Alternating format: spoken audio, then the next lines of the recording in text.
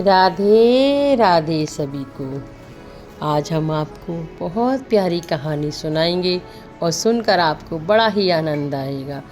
हमारी श्री जी जब अपने भक्तों पे कृपा करती हैं तो वो उसे निहाल कर देती हैं। हमारी वृंदावनेश्वरी श्री राधा रानी की भक्तों की जब कृपा होती है तो भक्त निहाल हो जाते हैं और हर भक्त चाहता है कि एक दृष्टि श्री जी की हम पर पड़ जाए।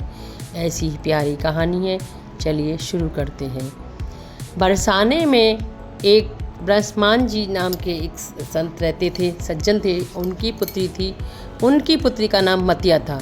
वे अपनी पुत्री को बहुत ज़्यादा स्नेह करते और राधा रानी जी को अपनी पुत्री के समान ही मानते।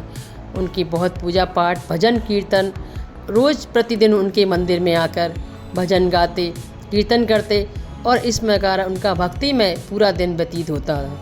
जो भी दिनचर्या हुई उसे करने के बाद श्री बरसाने मंदिर में पिता पुत्री दोनों आते और भजन को गाते।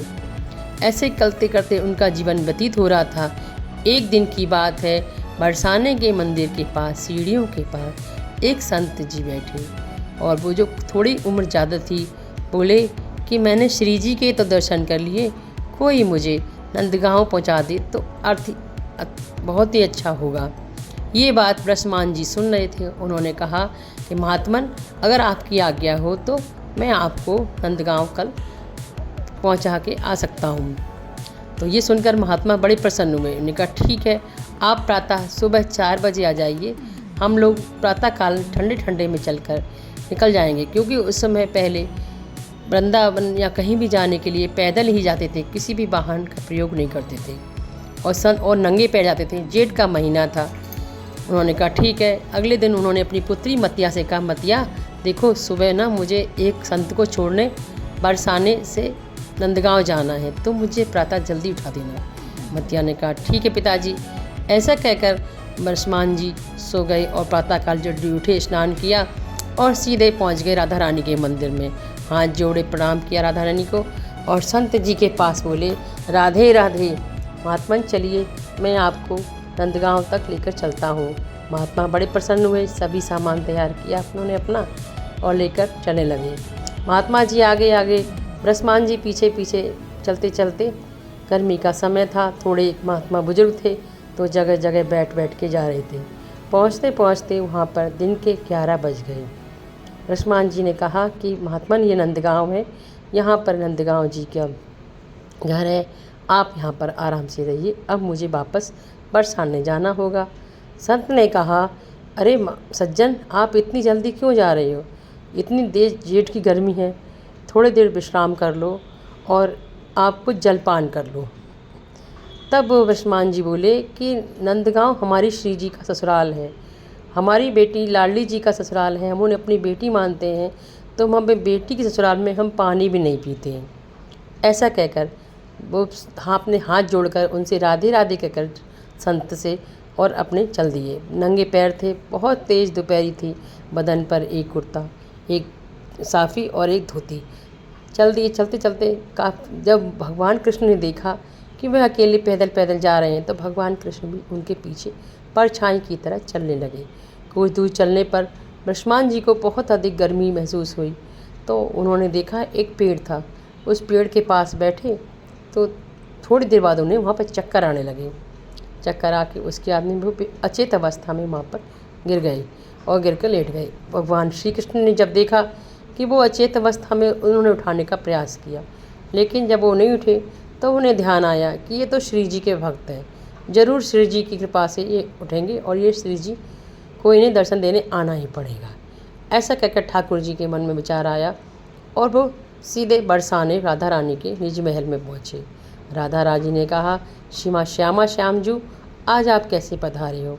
तब श्री कृष्ण जी ने कहा कि आपका एक भक्त है ब्रह्मान जी, वो मेरे गांव नंदगांव से वापस आ रहे थे, बेहोश हो गए हैं, एक पेड़ के नीचे चले हैं, भूख प्यास से व्याकुल है, आप चलकर उन्हें दर्शन दे दीजिए। श्री जी ने जब ये बात सुनी कि मुझे भक्त इतने परेशान हैं तो श्री जी ने तुरंत उन्हीं की पुत्री का रूप रखा और एक हाथ में भोजन का थाल और जल लेकर चल दी। पहुंची, वहां जाकर देखा तब वो अचेत अवस्था में पड़े हुए थे। श्री जी ने ब्रह्मान जी के सिर पर हाथ फेरा और बोले, पिताजी उठिए, आप यहाँ कैसे लेटे हैं? चलिए उठिए, आपने सुबह से कुछ खाया पिए नहीं है, इसलिए आप मूर्छित अवस्था में हैं। जब उन्होंने हाथ फेरा श्री जी ने, वैसे ही ब्रह्ममान जी की आँख खुली और बोली, लाली तू यहाँ कैसे आ गई इतनी गर्मी में? वो बोली, पिताजी मैं सुबह से आपकी राह प्रतीक्षा कर रही थी, आप नहीं आए, इसलिए मैं आपको देखती देखती यहाँ आ गई और मैं आपके लिए भोजन ले आई हूँ। चलिए आप उठिए, पानी जल ग्रहण कीजिए और भोजन ग्रहण कीजिए। ब्रह्ममान जी उठकर बैठ गए और श्री जी उन्हें अपने हाथों से भोजन खिलाने लगीं, जल पिलाने लगीं। उनका इतना स्नेह देखकर आज भोजन में बहुत अलग स्वाद था और बड़ी सुगंधी आ रही थी। इतना स्नेह देखकर बोले, पुत्री तुम मुझे इतना अधिक स्नेह करती हो तो आप क्या कहते हैं, तुम मेरे लिए यहाँ तक आ गई हो। तब श्री जी ने कहा, पिताजी आप भोजन कीजिए, अब मैं घर जाती हूँ, घर पर बहुत से मेहमान आए हैं, मुझे उनका भोजन का इंतज़ाम करना है, आप बाद में घर पे आ जाइए। ऐसा कहकर श्री जी वहाँ से चली गईं और कुछ देर बाद अंतर्ध्यान हो गईं। जब ब्रह्ममान जी की हालत ठीक हो गई तो वह उठकर और देखा मौसम थोड़ा शाम सी हो गई थी, तो आप अपने पैदल चलते चलते अपने घर आकर उन्होंने अपनी बेटी मतिया को देखा और आकर उसे गले लगा लिया।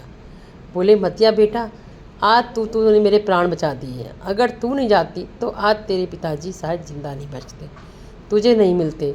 ये सुनकर मतिया मन में सोचने लगी कि बापू, पिताजी आप कैसी बात कर रहे हो, मैं नहीं आती तो आपके प्राण नहीं बचते, मैंने आपके प्राणों को कैसे बचाया? आप तो मुझसे प्रातः ही कह के गए थे कि मतिया बेटा मेरी चिंता मत करना, मैं नंदगांव जा रहा हूँ, जल्दी वापस आऊँगा। आज आप ऐसी ऐसी बहकी सी बातें क्यों कर रही हो?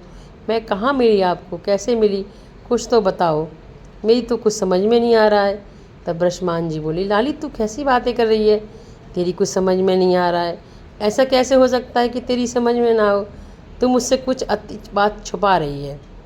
मतिया बोली, नहीं बापू, मैं आपसे कोई बात नहीं छिपा रही हूँ, आप तो मुझसे सुबह ही मना कर गए थे कि मेरी चिंता मत करना, इसलिए मैं आपका ही इंतज़ार कर रही थी। आप सुबह से भूखे प्यासे हो गए, आपने कुछ खाया नहीं होगा, परेशान हो गए, मैंने आपके लिए बहुत सारा स्वादिष्ट भोजन बनाया है, चलिए बाद में करना, पहले चल के भोजन कर लीजिए। ब्रह्ममान जी बोले, बेटी तू कैसी बात कर रही है, तूने अभी 2 घंटे पहले ही तो मुझे भोजन कराया है। बेटी बोली, कैसे मैंने भोजन कराया? कि हाँ, जब मैं मूर्छित अवस्था में एक वृक्ष के नीचे पड़ा हुआ था तभी तू आई, तूने मेरे माथे पर हाथ फेरा, हाथ फेरने के बाद तूने मेरे मुंह को जल से छींटे डाली, उसके बाद मुझे उठाया और फिर मुझसे कहा कि ले पिताजी आप भोजन कर लीजिए, मैं आपके लिए भोजन लेके आई हूँ, जल लेके आई हूँ। फिर तू भोजन और जल लेकर आई थी और फिर मैंने वो जल और भोजन ग्रहण किया। मतिया बोली, पिताजी मैं तो घर से निकल के कहीं गई नहीं हूँ। इतनी बात सुनते ही ब्रह्ममान भी समझ गए और उनकी आंखों से आंसू आने लगे।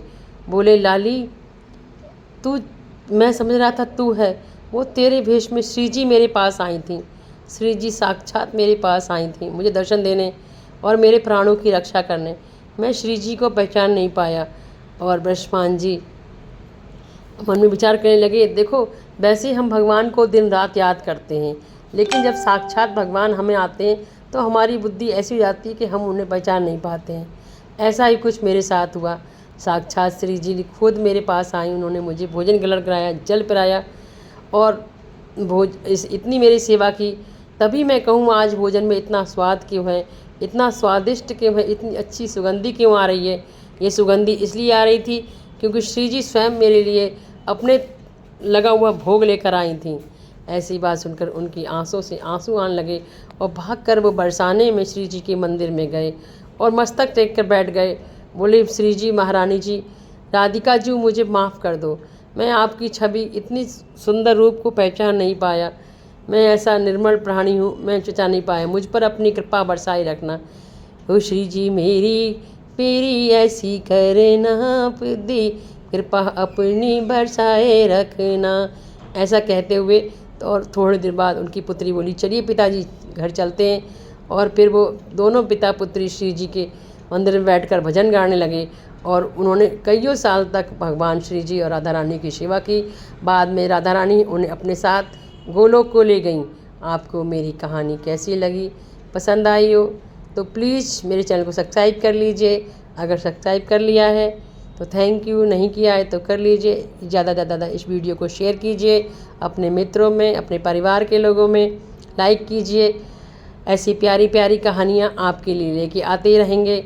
बोलो वृंदावन रानी की जय, राधा रानी की जय, किशोरी जी की जय। जय जय श्री राधे राधे।